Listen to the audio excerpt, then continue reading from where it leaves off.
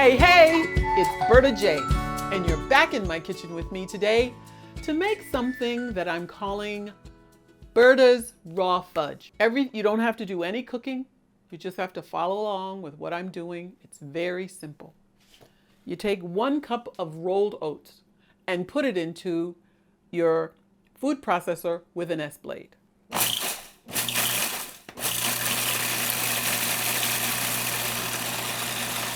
"20 seconds, that's perfect. It's gonna look like, I don't know what it looks like, but it's kind of coarse. It's not, you can tell it's rolled oats because there's bits in there, but into the bowl, we're gonna use this again, and then that's the last time we use it. Put in 1/4 of a cup of sesame seeds and 1/4 of a cup of sunflower seeds. If you can't eat either sesame seeds or sunflower seeds, up the amount of rolled oats by 1/2 cup. Okay, because that's the total amount we're putting in here. You want that same roughage. Still with the S-blade, you're gonna blend for another 20 seconds. Okay. You wanna make sure you get all of that. It's kind of like thawdusy, if there's such a word. Because I kept using the S-blade, you probably may wonder why I did them separate. The first time I was doing this recipe, I put them both together and the seeds got pulverized, but not so much with the oats. So that's why I chose to do them separate. It gives it a better texture and a better feel. So stir these two together well. Then you're going to add 1/2 cup of chopped nuts. Now, if you can chop them, okay. But if you can't, I have something called a nut grinder. And it's real easy. You just pop the top off, put the nuts in, close it, grind it, and they end up here. Nut grinder. You take 1/2 cup of these ground nuts and put them in with the oats and the seeds. Get it all, every little tiny bit. And now you're going to put in 1/3 cup of cocoa.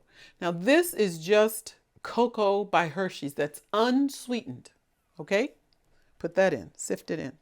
And then do 2 tablespoons of carob powder. Now, I think some of you know that I'm not a chocolate fan, so I use carob, which is a great substitute for chocolate, and it doesn't have the caffeine in it, whereas cocoa does. So I'm going to put in 2 tablespoons of this carob. It's just like the unsweetened cocoa powder. Then you're going to put in, I did 14 turns of this ground nutmeg, and I did 3/8 of a teaspoon of cinnamon. You could go all the way to 1/2 teaspoon, but I haven't tried that yet.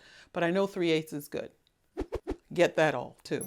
I have found that if I prepare all my ingredients before I actually put the item together, whatever recipe I'm making, I find it's easier. So that's why I say it to myself to get it all. Lastly, into the dry ingredients, add 1/4 of a teaspoon of salt. You want to get all these dry ingredients mixed up. Cocoa, as well as carob, is kind of bumpy, but you're going to have bumps in here because of the nuts. So it should look like that. You're going to set this aside, but before you do, you make a little well. Remember I always told you when you're putting wet and dry together, make a little well in the middle. I learned it a long time ago. It's just easier. Take 1/3 cup of date paste, and to it add 3 tablespoons of maple syrup right into your measuring cup. Then put in 1 teaspoon of vanilla. And you need 1/2 cup of nut butter. Now here's where you can change this recipe. You're allergic to nuts, you can't use nuts, use the nut butter that you can use. I know they make sesame butter. I'm using 1/4 cup of almond butter and 1/4 cup of cashew butter. And also, I am always reminding you, wash your hands and then use your finger, because your finger is one of the best tools in the kitchen. And in goes the cashew butter. Because this has got to be a liquid, and it's definitely not right now. You're going to stir until you get it all incorporated together. It's going to be thick. And in order for it to incorporate well into this dry, I also put in 1 tablespoon of water. It loosens up this mixture, and so then it will stir well into your dry ingredients. So use like 1.5 tablespoons of water. Pour this into your hole. This, I think, would probably taste very good in oatmeal. And now you just stir until the dry is incorporated into the wet. It's gonna be a tight mix. That's how thick it is. What I'm gonna do is make the little balls. The last thing you'll need is just a bowl of water to keep your hands clean. I find that when you're doing this, it's so easy to dip your hands in a little water so you can roll the balls. Okay, so this is a soup spoon from our stainless, our everyday stainless, and roll it and turn it into a little ball. Now these balls don't get cooked. They just go into the refrigerator to eat later.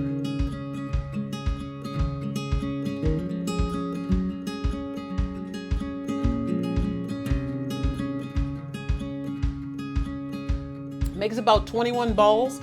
When I did the live show, a couple people asked about rolling these balls in more nuts, like the grated nuts or the chopped nuts.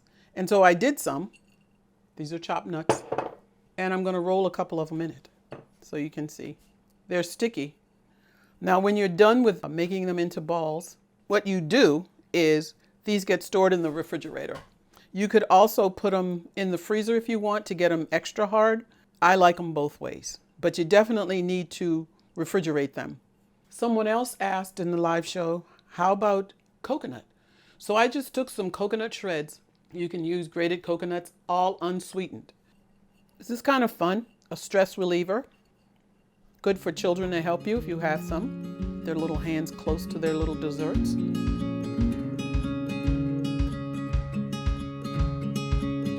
I just thought of this right now. You could mix your coconut, if you like it, and your nuts, and roll it in that. So now you've got coconut and nuts. If you wanted to put a little bit more taste on the balls, you could add unsweetened cocoa powder into either the nuts or the coconut and roll the balls in that as well. Now to try one. This is really good. I don't know if you would want to put this on the top of a plain cake.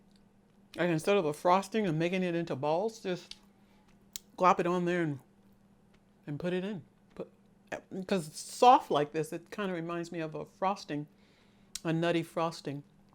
Like the ones, if you've ever had carrot cake with that pecan coconut filling before you put on your cream cheese frosting, that's what it reminds me of. This is really good. Really good. That might taste good on top of a lemon pudding. Anyway, back to talking to you guys. Everything's done. So, until next time, don't forget to subscribe. Don't forget to click on the bell. Don't forget to leave me some comments below. And don't forget to let me know how you're doing. So bye for now. I'll see you next time.